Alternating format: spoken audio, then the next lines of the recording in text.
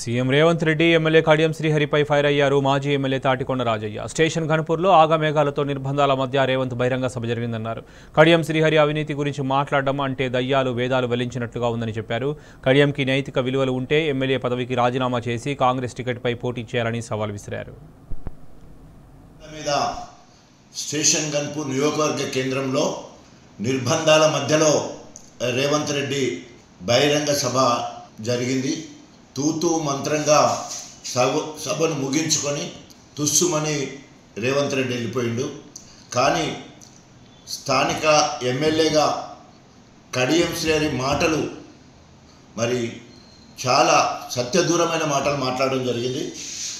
గురువింద గింజ దాని కిందున్న నలుపు కనబడినట్లే అవినీతి రారాజు తిమింగిలము కడియం శ్రీహరి అవినీతి గురించి మాట్లాడడం దయ్యాలు వేదాలను వల్లించినట్టే ఉన్నది. కిటికీలకు గోడ సంచుల కాంచెల్లి నీకు ఈ భవంతులన్నీ ఎట్లొచ్చినాయి ఒక్కసారి చెప్పాలి. 94కు ముందు నీ ఆస్తి ఎంత, ఈరోజు నీ ఆస్తి పాత్రలు ఎంత, ఒక్కసారి శ్వేతపత్రాన్ని విడుదల చేయాలని చెప్పేసి డిమాండ్ చేస్తున్నాం. నీకు అవినీతి గురించి మాట్లాడే హక్కు లేదు. నీ నోరు అది మున్సిపాలిటీ మోరిలాగా మాట్లాడుతూ ఉన్నది.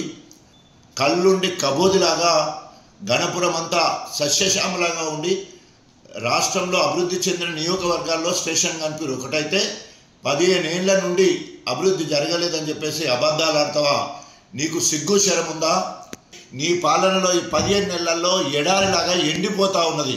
నీకేమైనా నైతిక విలువలు ఉండేది ఉంటే, రాజ్యాంగం మీద ప్రజాస్వామ్యం మీద గౌరవం ఉండేది ఉంటే వెంటనే నీ బీఆర్ఎస్ పార్టీ ద్వారా వచ్చిన ఎమ్మెల్యే పదవికి రాజీనామా చేసి నిజంగానే నువ్వు అభివృద్ధి కోసం కనుక పోయేది ఉంటే కాంగ్రెస్ పార్టీ నుండి పొడి చేయి.